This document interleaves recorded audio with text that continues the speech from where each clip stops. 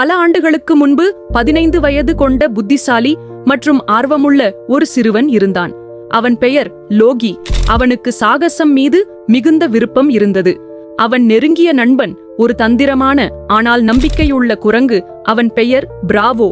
ஒரு நாள் லோகிக்கு தாத்தாவின் பழைய பொருட்களில் ஒரு மர்மமான புத்தகம் கிடைத்தது. புத்தகத்தின் பக்கங்கள் பழையதாக இருந்தன, ஆனால் அதில் ஒரு வித்தியாசமான ஒளி பிரகாசித்தது. ஒரு பக்கத்தில் எழுதப்பட்டிருந்தது, பூமியின் மிகவும் குளிரான இடமான ஆண்டார்டிகாவில் பனிக்காற்று மூச்சுவிடும் மற்றும் நிலவொளியில் மாயம் நிகழும் ஒரு மறைந்த நிலம் இருக்கிறது. அந்த இடத்தின் பெயர் ஃப்ரோசேனியா. லோகியின் கண்களில் உற்சாகம் நிரம்பியது.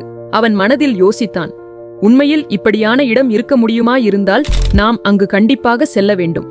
அப்போது பிராவோ அலமாரியில் இருந்து குதித்து வந்து சொன்னான், லோகி, இந்த முறை என்ன சாகசம் செய்யப் போகிறாய்?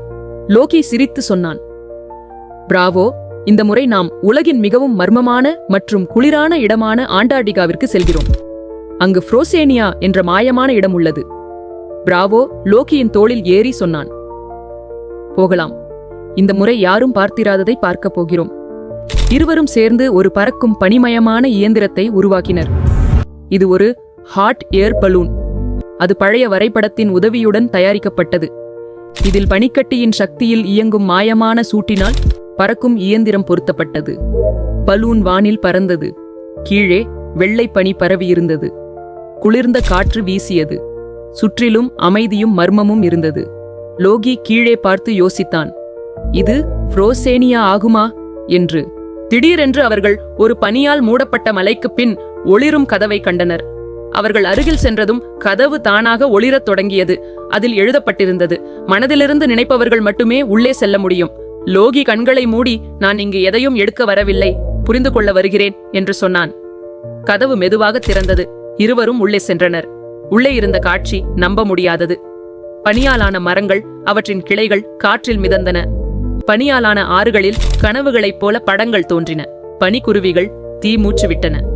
பிராவோ ஒரு ஏரியை பாயிண்டிங் செய்து, லோகி பாரு, எனக்கு என் சிறுவயதில் தொலைந்த அம்மா தெரிகிறாள் என்றான். லோகியும் ஏரியில் பார்த்தான். அங்கு அவன் தன்னையே ஒரு பயந்த சிறுவனாக கண்டான். அவன் புரிந்து கொண்டான், இந்த ஏரி கனவுகளை அல்ல, இதயத்தின் உண்மையை காட்டுகிறது. அவர்கள் முன்னேறி பனிக்கட்டியாலான அரண்மனைக்கு சென்றனர். அங்கு ஃப்ரோசேனியாவின் காவலர் கிரையோஸ் வாழ்ந்தார். அவரது உடல் பனியாலானது, கண்கள் நீலமாக பிரகாசித்தன. நடனம் மெதுவாக இருந்தது, ஆனால் சக்தி வாய்ந்தது. கிரையோஸ் சொன்னார், நீங்கள் உங்கள் இதயத்தின் உண்மையை காட்டியுள்ளீர்கள். அதனால் நான் உங்களுக்கு ஃப்ரோசேனியாவின் மிகப்பெரிய ரகசியத்தை சொல்ல முடியும். ஆனால் ஒரு நிபந்தனை உள்ளது. லோகி கேட்டான். எந்த நிபந்தனை? கிரையோஸ் ஆழ்ந்த குரலில் சொன்னார், நீங்கள் இந்த இடத்தின் அனைத்து நினைவுகளையும் மறக்க வேண்டும். இதை பாதுகாக்க. லோகி சிறிது நேரம் யோசித்து சொன்னான், உலகிற்காக இதுதான் சரியானது என்றால் நாங்கள் தயாராக இருக்கிறோம். பிராவோ சிரித்து சொன்னான், இதயத்தில் இருக்கும் நினைவுகள் உண்மையில் ஒருபோதும் மங்குவதில்லை. அவர்கள் ஃப்ரோசேனியாவிலிருந்து வெளியே வந்தபோது கதவு மெதுவாக மூடப்பட்டது. குளிர்ந்த காற்று அமைதியாக இருந்தது. வானம் முந்தையதை விட அதிக நீளமாக தோன்றியது. லோகி நினைத்தான், நாம் எதையோ இழந்தோம், ஆனால் அதைவிட அதிகமாக பெற்றோம். இதுவே ஃப்ரோசேனியாவின் உண்மையான மாயம். பிராவோ மகிழ்ச்சியாக குதித்து சொன்னான், அடுத்த சாகசம் என்ன லோகி? சில நினைவுகள் இதயத்தில் என்றும் இருக்கும், சில கதைகள் இதயத்தை தொட்டுவிடும்.